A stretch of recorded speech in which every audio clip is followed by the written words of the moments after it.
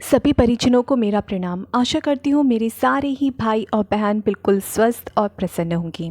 आज मैं आपके सामने परम पूज्य गुरुदेव के कुछ संस्मरण सुनाने जा रही हूँ और ये संस्मरण है पंडित लीलापत शर्मा जी की, जो कि गुरुदेव की प्रारंभिक और बहुत ही प्रगाढ़ शिष्यों में से एक थी, जो बहुत ज़्यादा समर्पित थी, जिन्होंने गुरुदेव के कहे हुए हर एक वाक्य को अपने जीवन में अपनाया।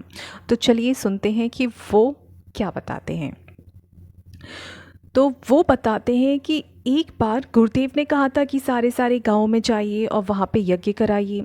तो लीलापत शर्मा जी कहते हैं कि गुरुदेव ने निर्देश दिए थे, तो मैं सारे ही भाइयों को बता रहा था कि भाइयों गांव-गांव जाकर यज्ञ करना चाहिए, सद्वाक्य लेखन करना चाहिए, एक एक कुंड का यज्ञ का कार्यक्रम रखें, उसमें गांव वालों से एक एक बुराई अवश्य छुड़ाएं, एक एक अच्छाई ग्रहण कराएं और प्रवचन में रामायण के आधार पर बतलाएं कि भाई भाई का प्रेम, सास बहू का प्रेम, समाज के लोग कितने समाज सेवी थे। गीता रामायण के ऋषियों को लेकर प्रवचन करें। हम जब चुप हो गए तो डॉक्टर रतन सक्सेना उठकर खड़े हो गए। डॉक्टर रतन सक्सेना सतना के रहने वाले थे। वो बोले, पंडित जी आप स्टेज से बहुत अच्छा प्रवचन करना जानते हैं, गांव में जाकर स्वयं ही बतलावे कैसे कार्यक्रम होगा। हम उनकी बात सुनकर चुप हो गए।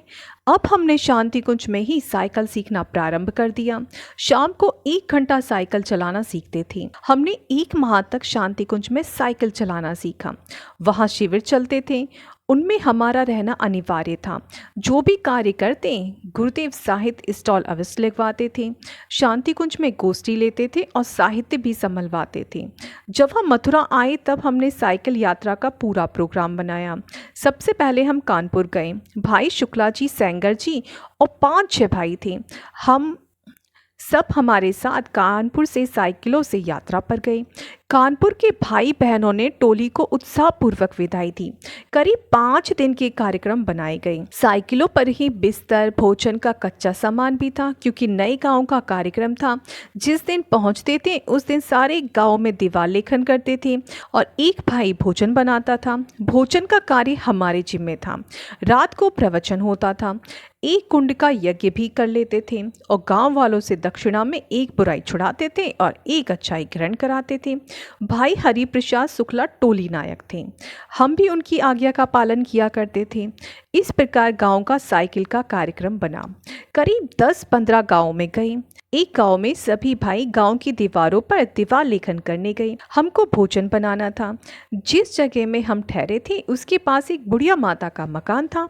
हम उसके पास गए, उसके चरण छुए। उसने कहा, क्या बात है बेटा? हमने कहा, माता जी हमको भोजन बनाना है, आप बर्तन दे दें तो बड़ी कृपा होगी। माता जी ने कहा, तुम कौन हो? हमने कहा, माता जी हम ब्राह्मण हैं। उसने कहा, तब तो बर्तन देती हूँ। और उसने दाल बनाने की भगोनी, थाली, आटा गूंदने की परात दे दी। कच्चा सामान हमारे पास था ही। हमने कहा, माता जी थोड़ी सी लकड़ी या उपले दे दें तो उससे हम आग जलाकर भोजन बना लेंगे। माता जी ने कहा, बेटा हमारे पास लकड़ी नहीं है, हम तो अरहर की लकड़ी रखते हैं, इसी से भोजन बनाते हैं। हमने कहा, तो यही लकड़ियां हमें दे दें, इसी से हम व्यवस्था कर लेंगे। गांव के कुछ भाई हमको भोजन बनाते देख रहे थे। कुछ भाई बोले, देखो भाई पेट बड़ा बुरा है, बेचारा बुढ़ा आदमी भोजन बना रहा है। उसमें से एक आदमी बोला, बुड्ढा कोई मुफ्त में थोड़ी बनाता होगा, पैसे लेता होगा तब भोजन बना रहा है। हम उसकी बातें सुन रहे थे।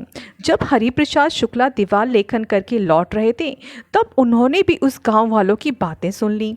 जब सभी भाई भोजन करने आए तब हमने मोटी मोटी रोटी जो बनाई थी सबको एक एक दे दी। सबने एक एक ही रोटी खाई। कुछ बची थी रात के लिए, वो रख दी। शुक्ला जी बोले, भाई गांव वाले क्या कह रहे थे? इतने में हम बोल पड़े कि यह कह रहे थे कि बुढ़ा रोटी बना रहा है और जवान लोग गांव में घूम रहे हैं, पेट बड़ा बुरा है, नौकर है बेचारा, वेतन लेता होगा तभी तो यह कार्य कर रहा है। इतना हमारा कहना था कि सभी भाई बड़े जोर से हंस पड़े। भाई शुक्ला जी बोले, जब हम वापस आ रहे थे तब हमने भी वही बातें उनसे सुनी थी, तभी आप भाइयों से पूछ रहे थे। परंतु पंडित जी ने ही बतला दिया। हमारी 5-6 भाइयों की टोली थी। गांव जाकर काम भी करते थे और जब इकट्ठे होते तब खूब हंसते भी थे। सभी अपनी अपनी कहानी बतलाते थे।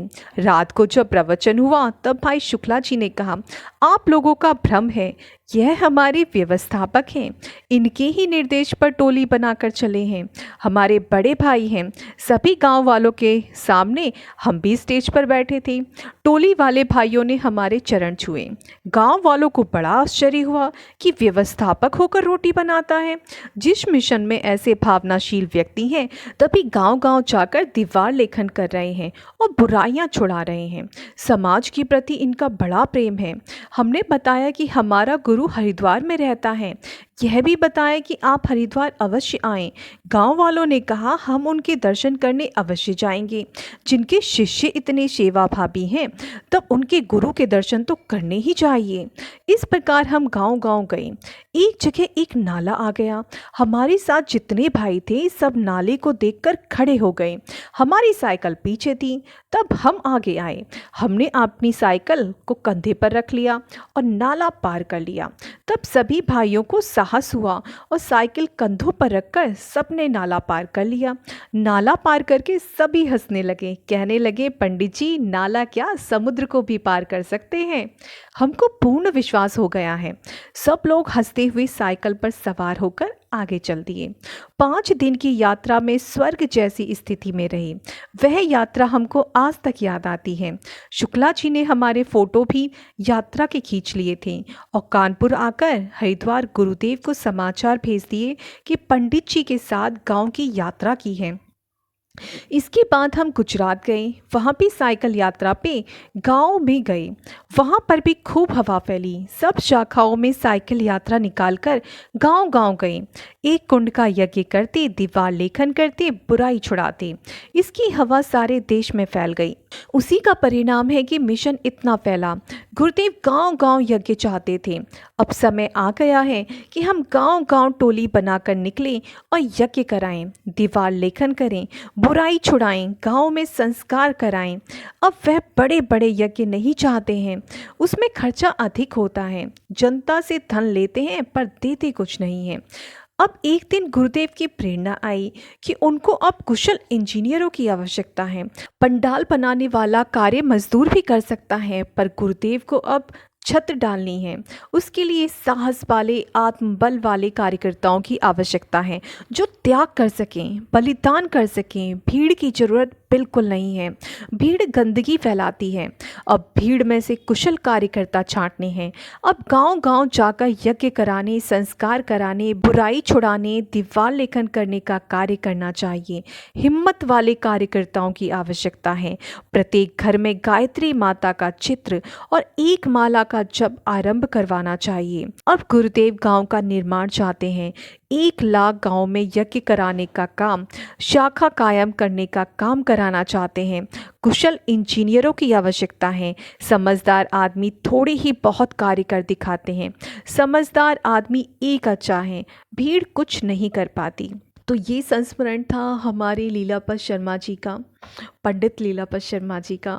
और वो बहुत ही निष्ठा के साथ गुरुदेव जो भी कार्य उन्हें देते थे, हर किसी में पूरे प्राणपण से वो जुड़ जाते थे। तो इसी में से उनका आज का ये संस्मरण था। मुझे काफ़ी अच्छा लगा, तो मैंने आप लोगों के सामने रखा। आशा करती हूँ आप लोगों को भी अच्छा लगा होगा। चलिए, इन्हीं शब्दों के साथ मैं अपनी वाणी को विराम देती हूँ और गुरुदेव से प्रार्थना करती हूँ कि गुरुदेव हम सारे ही बहन भाई सदैव अच्छे अच्छे कार्य करें, अच्छा अच्छा ही सोचें, अच्छे अच्छे विचार करें, अच्छे अच्छे कार्य करें और हम सभी की ज़िंदगी में से आप सारी बुराइयों को दूर करें। सभी को प्रणाम। जय गुरुदेव।